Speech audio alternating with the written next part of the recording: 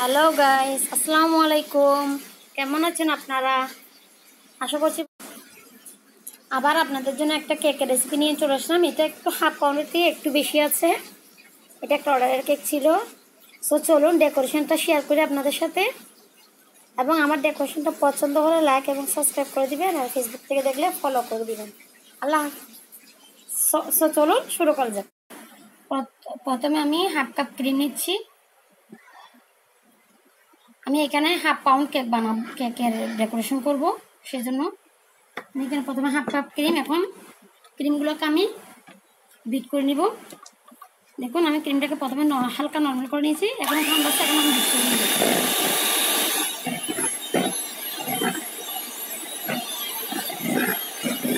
ক্রিমে extra কিছু মেশানোর দরকার নেই, সুগার পাউডার মেশানোর দরকার নেই, কারণ এগুলো এমনিতেই হার্ড মিষ্টি হয়।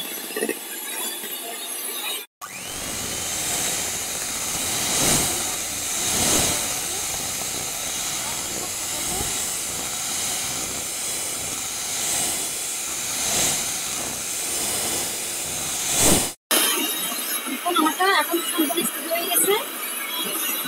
আমি এখন অফ করবো এটা। দেখুন দেখুন, বাটি সরি, বাটি উল্টালেও করতেছে না। অনেকে বলেছেন আমি নাকি হুইপ ক্রিম কোনটা ব্যবহার করে, আমি এখন এটা ব্যবহার করতেছি, ইনস্টেল টপিক্যাল হুইপ ক্রিম। এটা আমার থেকে 250 টাকা করে নেয়। এমনি লোকালভাবে নিলে আপনার থেকে 300 থেকে 350 টাকা নিতে পারে। এটা 1 কেজি আছে, দেখুন নিট ওজন 1 কেজি। আমি কোন ক্রিমটা ব্যবহার করতে দেখে দিচ্ছি। আমি যারা নতুন কাজ করবেন তারা আপাতত এটা দিয়ে শুরু করবেন। এখন আমি চলে যাচ্ছি ডেকোরেশনে।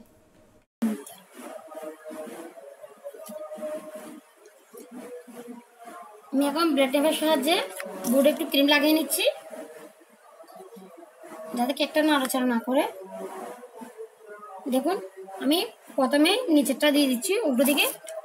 আমি সুগার সিরাপ ব্যবহার করব। আর সুগার সিরাপের নিমটা অনেকেই জানেন, আবার অনেকে জানেন না। 3 ভাগ পানি 1 ভাগ চিনি দিবেন, তাহলে সুগার সিরাপটা রেডি হয়ে যাবে। মিক্স করে নেবেন, জাল দেওয়ার প্রয়োজন নেই, মিক্স করে নিলে হয়ে যাবে।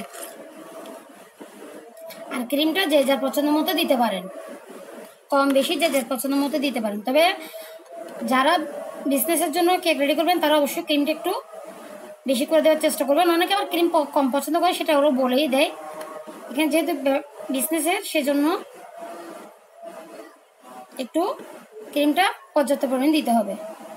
আর এখানে গুঁড়ি যেটা দেখতেছি সেটা হচ্ছে আমার কেকের গুঁড়ি।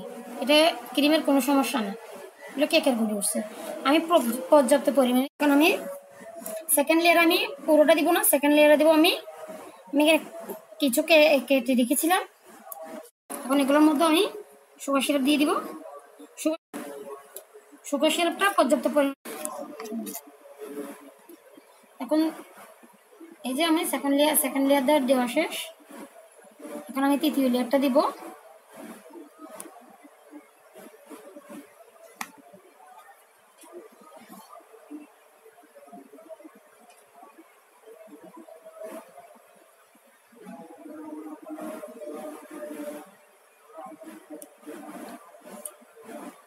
আমি বারবার বলতেছি, সুগার সিরাপটা আপনারা পর্যাপ্ত পরিমাণে বেশি দিবেন না, তাহলে কেক কিন্তু ঘামবে। যখন আপনারা ফ্রিজে রেখে দেবেন তখন কিন্তু কেক ঘেমে পানি বের হবে। আপনাদের মনে হবে এটা পানি কোত্থেকে বের হচ্ছে, এটা আসলে সুগার সিরাপটা ঘেমে বের হয়ে যাবে। সেজন্য সুগার সিরাপটা শুধু দিবেন কেকটা ভেজানোর জন্য, যাতে কেকটা খেতে ময়েস্ট লাগে। এখন আমি সব দিক দিয়ে ঘুরিয়ে ঘুরিয়ে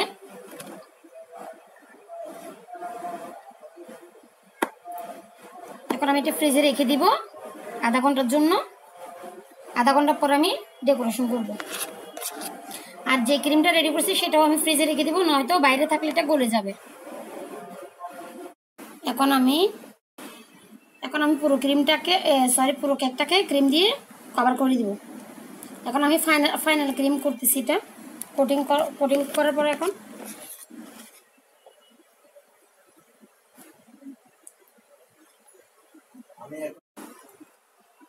এখন আমি ফিনিশিং নিয়ে আসবো ক্রিমের। এখন আমি কেকের ফিনিশিং নিয়ে আসতেছি। মোটামুটি প্রায় ফিনিশিং আনা শেষ। কেকের উপর দিবেন, তারপর একটু টিস্যু দিয়ে মুছে নেবেন।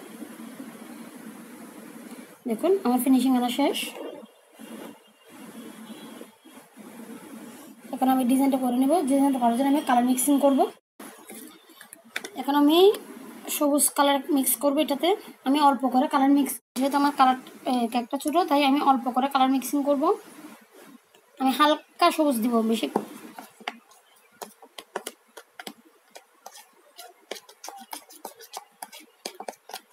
যে আমার কালারটা পাতা কালারের চেয়ে একটু হালকা। কেকের মধ্যে কালার মেশানোর পর ক্রিমের মধ্যে কালার মেশানোর পরে একটু ক্রিমটা নরম হয়ে যায়। ভয় পাওয়ার কিছু নেই, এটা দিয়ে আপনারা কাজ করবেন। কাজ করে আপনারা কেকটাকে ফ্রিজে রেখে দেবেন, দেখবেন আমার শেষ হয়ে যাবে। এখন আমার কালার মিক্সিং করা হয়ে গেছে। এখন আমি এগুলোকে পাইপিং ব্যাগে ঢুকিয়ে নেব। কাজ করতেছি, এটা বাস্কেট নজল দেখতে পাচ্ছেন। এখন এটার মধ্যে আমি সবুজ কালারটা ঢুকিয়ে নেব।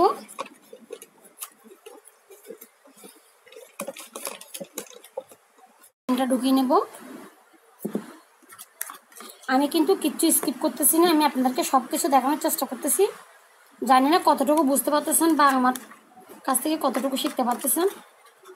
আমি এখনও কেকে নতুন, আস্তে আস্তে সব কিছু রেডি করার চেষ্টা করতেছি। মোটামুটি অর্ডার আছে আমার কাছে, অর্ডার নেই সেটা না, কিন্তু তারপর আমি এখনও নতুন, তাই হয়তো একটু ভুল ভ্রান্তি হইতে পারে আপনাদেরকে বোঝাতে বা আমার কাজ করতে। আশা করি কি করছি ক্ষমা দৃষ্টিতে দেখবেন প্লিজ। আর এই যে আমার পাইপিং ব্যাগে, যেহেতু আমি ক্রিমটা অল্প নিয়েছি তাই পাইপিং ব্যাগে একটু ভিতর দিকে ঢেলে দিতে হবে। এখন আমি প্রথমে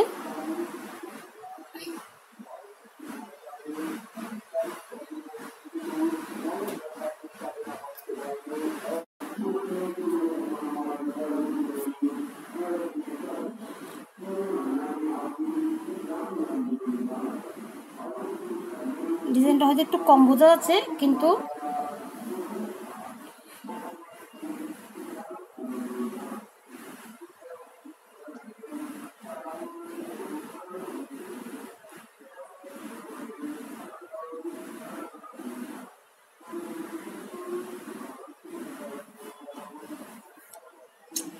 এখন আমি এগুলো দিয়ে পাশাপাশিও দিয়ে নিব।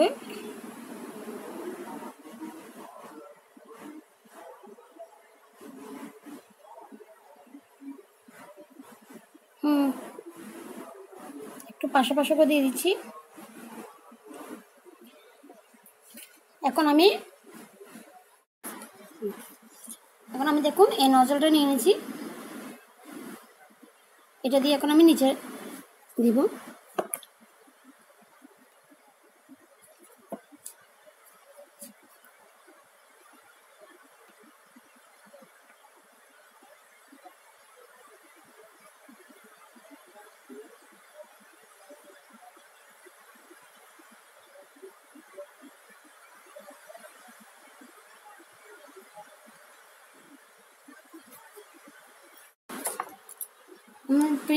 ক্রিম মেশানো শেষ, কালার মেশানো শেষ ক্রিমে।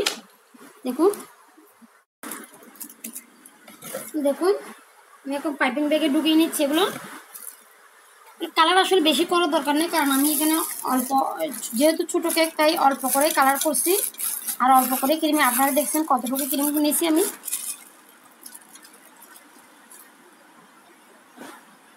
এখন আমি চেরি ফুল বানাবো।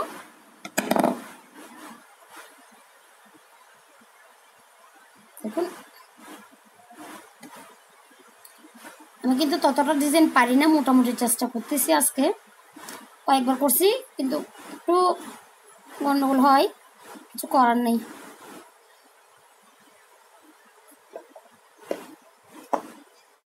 ছোট ছোট করে চেরি ফুলটা করে নিচ্ছি।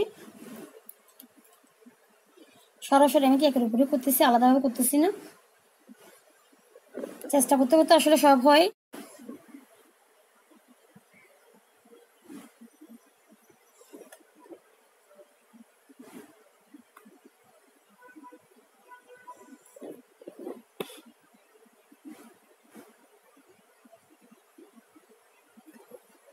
দিব না, দিব না।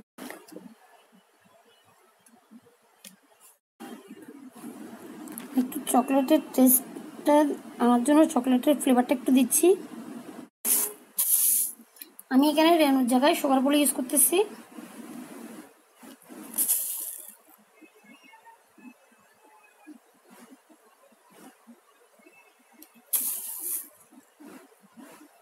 এখানে যেখানে ফাঁকা আছে সেখানে সুগার বল দিয়ে দিচ্ছি একটু একটু, যাতে কেকটা ডেকোরেশন করলে আরও সুন্দর দেখায়।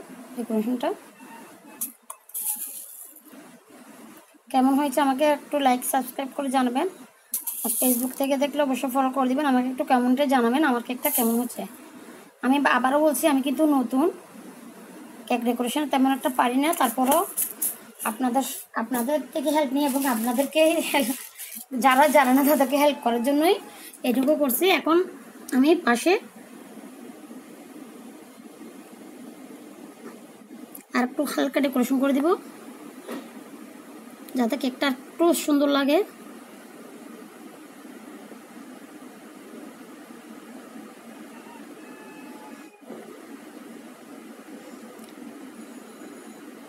আমার কথায় বা আমার কাজে কেউ হাসাহাসি করবেন না প্লিজ। আর কমেন্টে বাজে কমেন্ট করবেন না। আমাদেরকে উৎসাহ দিলে আমরা কিন্তু আপনাদের জন্য ভালো কিছু করার চেষ্টা করতে পারি।